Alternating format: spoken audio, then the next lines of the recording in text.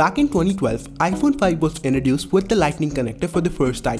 While it was a welcome change back then from the big fat 30-pin cable, we're still stuck with it 9 years later. Why? In spite of tech giants like Samsung moving towards USB-C, there's a reason for why Apple has stuck with the dated lightning connector other than the obvious reason, to make more money. And it might surprise you to know that Apple is a part of the original group of companies that worked on USB Type-C. However, with the launch of iPhone 5, Apple really wanted to get thinner devices to the market, and they didn't want to wait around for USB-C standards to get finalized, so they slapped their own port onto the phone instead. In fact, the public release of USB-C didn't go very well either, with lots of poor quality cables and accessories hitting the market. This meant Apple was quite happy to stick to their lightning connector.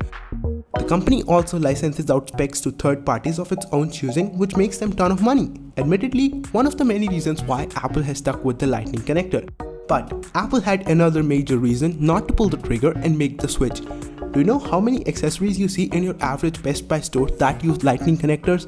Switching to USB-C would simply make all these lightning connectors and accessories obsolete and useless, and Apple does not want to alienate its consumers by pulling the rug out from a large user base. In fact, the company has directly said this more recently. Well, back in 2012, there were tons of similar accessories that used a 30-pin dock, and switching to lightning rendered all those older accessories useless, contributing to a lot of environmental waste. Not to mention, Apple would also face issues in its supply chain in switching over to USB-C to crank out literally millions of iPhones. Contrast this with the fact that the iPad and the MacBook are now using USB-C for a long time.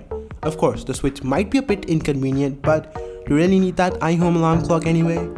Now, speaking of iPads, the 2021 M1 iPad Pro is pretty expensive at $2,400, and there's an interesting reason as to why, besides high margins. Click the video on your screen to learn why.